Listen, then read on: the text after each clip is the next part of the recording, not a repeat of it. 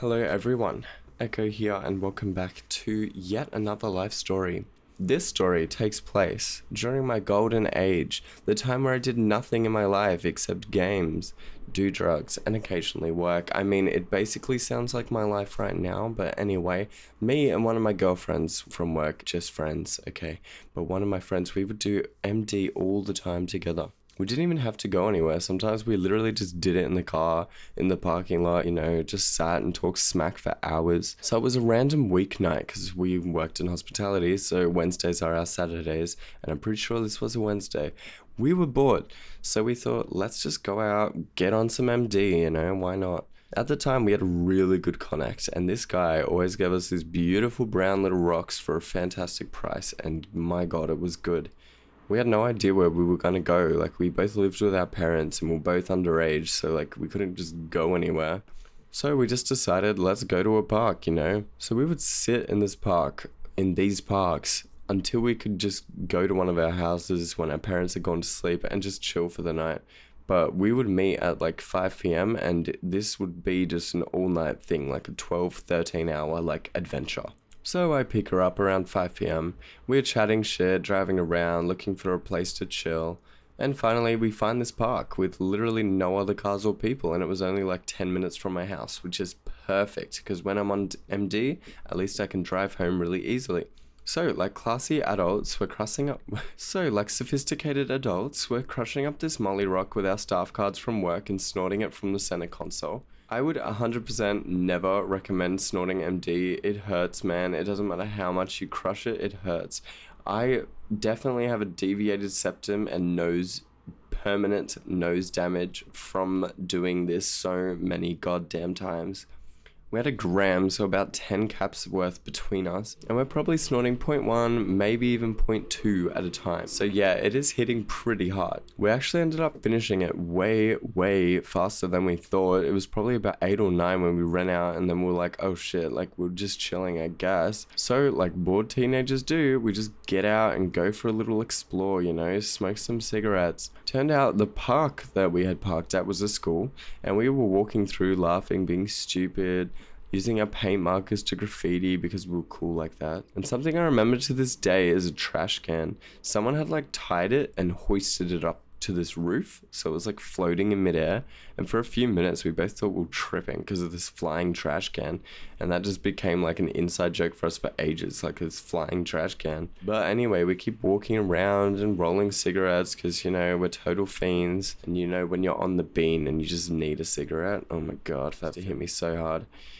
After a couple hours, we're chatting on the staircase, These staircase leads to some classrooms. We're being so loud, just screaming basically. Then at the corner of my eye, I see this light. Straight away, I'm like, that's a security torch, man. Like, it's a flashlight, bro. I had developed a sixth sense for flashlights, man. We were always on the lookout for this stuff. So logically, we started sprinting back to the car, and I mean sprinting, like, Jesus Christ. He probably would have just asked us to leave, but we were all paranoid and shit. You know how it is when you do drugs and you're underage. So it's late enough now anyway. It's like 10 or 11 at this point that we can just go back to my dad's place and we can just hang out. Now, we both had work tomorrow morning at like 9 or 10 a.m. And it's a bit of an issue because as I'm sitting in this driver's seat of my car, I know I'm not okay to drive.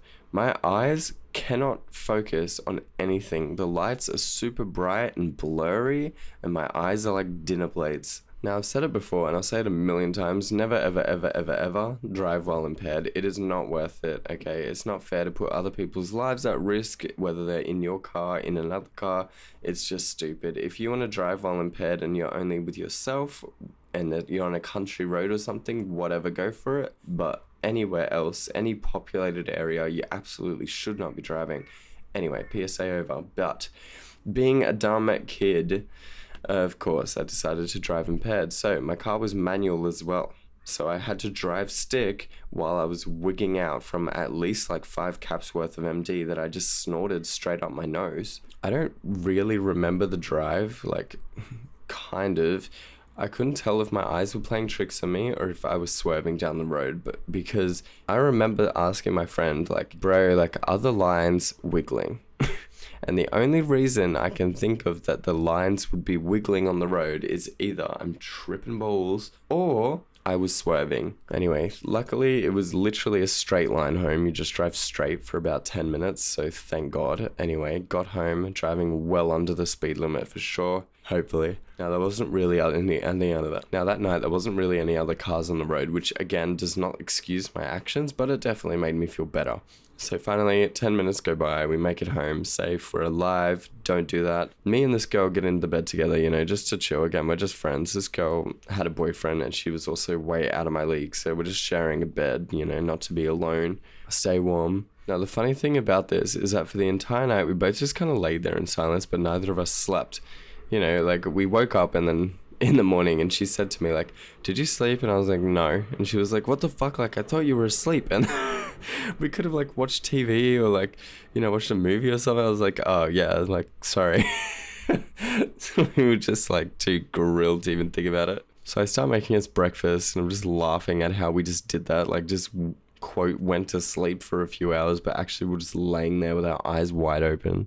And after we chatted for a few hours and we're laughing and stuff, I was like, oh shit, like, it's time to go to work. So we started getting ready and then I drove us both to work. And man, let me tell you, I felt rough. Not sleeping all night, being on pills all night, definitely not good. At home I was fine, but as soon as I got to work, I started deteriorating, man. It was not okay. I actually thought I was dying. I was disintegrating away from Earth. So I had just become a cook at my work. I didn't want to. It was just like funny. So I'm cooking pasta right behind the line and it's kind of busy and this girl is on the floor as a waitress. At one point she comes over to me and she says, man, like, you have to stop grinding your teeth right now. You look fucked up. And man, she was right. I looked in the mirror. It looked like I hadn't slept in 5 days. I looked like an absolute crackhead. Like, I didn't eat the night before, so I was a bit skinny. I was running purely off coffee, so I was shaking. And the MD the night before just made me have massive bags under my eyes. I was dripping snot because my nose was fucked up. The manager definitely knew something was up. I hated that guy anyway, so it's fine. I could tell, but I was just avoiding him like the plague, you know, man. So I would never relive that day again. I would never get that fucked up and go to work like that ever again. Jesus fucking Christ, let me tell you, it was not worth it. Just call in sick if you like that at work. So I finally went home after a few hours. She went with a boyfriend. I went home, passed the fucked out. And what's actually crazy about this story, right? Like, what I just told you is just like one of the hundreds of nights I've had exactly like that, you know? Like, I've done that so many times, it's ridiculous. So that one's not special. But what is crazy and special and funny to think about is these people who, like, a lot of these stories are with, like, they now have kids or they own a house or, you know, something. Like, they've really got their shit together.